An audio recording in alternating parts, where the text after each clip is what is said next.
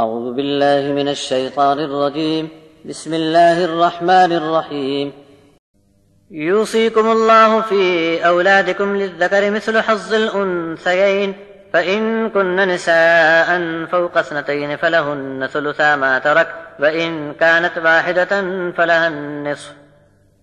ولأبويه لكل واحد منهما السدس مما ترك إن كان له ولد فإن لم يكن له ولد وورثه أبواه فلأمه الثلث فإن كان له إخوة فلأمه السدس من بعد وصية يوصي بها أو دين آباؤكم وأبناؤكم لا تدرون أيهم أقرب لكم نفعا فريضة من الله إن الله كان عليما حكيما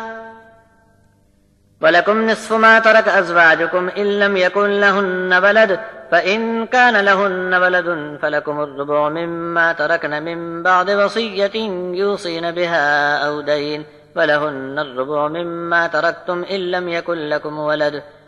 فإن كان لكم ولد فلهن الثمن مما تركتم من بعد وصية توصون بها أو دين وإن كان رجل يورث كلالة أو امرأة وله أخ أو أخت فلكل واحد منهما السدس فإن كانوا أكثر من ذلك فهم شركاء في الثلث من بعد وصية يوصى بها أو دين غير مضار وصية من الله والله عليم حليم تلك حدود الله ومن يطع الله ورسوله يدخله جنات تجري من تحتها الأنهار خالدين فيها وذلك الفوز العظيم ومن يعص الله ورسوله ويتعد حدوده يدخله نارا خالدا فيها وله عذاب مهين۔ تمہاری اولاد کے بارے میں اللہ کا ارشاد ہے کہ مرد کا حصہ 2 عورتوں کے برابر ہے، پھر اگر 2 سے زیادہ نری لڑکیاں ہوں تو ترکے میں ان کو 2/3 ملے گا، اور اگر ایک ہی لڑکی وارث ہو تو اسے آدھا دیا جائے۔ اگر میت کو اولاد ہے تو ماں باپ میں ہر ایک کو 6واں حصہ ملے گا، بس اگر میت کو اولاد نہ ہو اور ماں باپ ہی اس کے وارث ہوں تو میت کی ماں کو 3واں حصہ ملنا چاہیے۔ پھر اگر میت کو بھائی بہن بھی ہوں تو اس کی ماں کو 6واں حصہ ملے گا،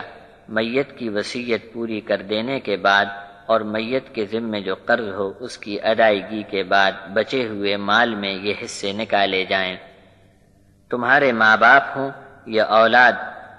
تم کو نہیں معلوم کہ تمہیں نفع پہنچانے میں سب سے قریب تر کون ہے؟ یہ سب حصے تو اللہ نے مقرر کر دیے ہیں، بے شک اللہ تعالیٰ ہی سب علم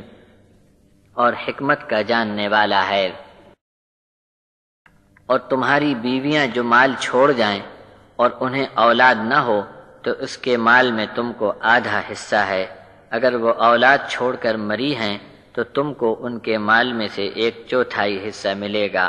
ان کی جو وصیت ہو اسے پورا کرنے کے بعد اور ان پر جو قرض ہو اسے ادا کرنے کے بعد۔ اور تمہاری عورتوں کو تمہارے مال میں سے اگر تم کو اولاد نہ ہو تو 1/4 ملے گا، پھر اگر تم اولاد چھوڑ کر مرو تو تمہاری بیویوں کو 8واں حصہ ملے گا، وصیت جو تم کر گئے تھے اسے پوری کرنے کے بعد، اور تم پر باقی رہے قرض کی ادائیگی کے بعد یہ حصہ بانٹی ہوگی۔ اور اگر ایسے مرد یا عورت کی میراث کا معاملہ آوے جس کے ماں باپ اور اولاد نہ ہوں مگر اس کو بھائی بہن ہو تو ان میں سے ہر ایک کا 6واں حصہ ہوگا، اور اگر اس سے زیادہ ہوں تو 1/3 مال میں سب شریک ہوں گے۔ یہ تقسیم بھی وصیت کے پورا کرنے اور قرض کی ادائیگی کے بعد ہوگی، جس میں کسی کا نقصان نہ کیا گیا ہو۔ یہ خدا کی طرف سے وصیت جانو، اور اللہ تعالیٰ بھی خوب جاننے والے اور برداشت کرنے والے ہیں۔ یہ اللہ کی باندھی ہوئی حدیں ہیں، ان کو تھام لو۔ جو شخص اللہ اور اس کے رسول کی فرما برداری کرے گا اسے اللہ داخل فرمائے گا جنت میں، جس کے نیچے نہریں جاری ہیں، جہاں وہ ہمیشہ ہمیشہ رہا کریں گے، اور یہ بڑی زبردست کامیابی ہے۔ اور جو شخص اللہ اور اس کے رسول کی نافرمانی کرے گا اور اللہ کی مقرر کی ہوئی حدود سے نکل بھاگے گا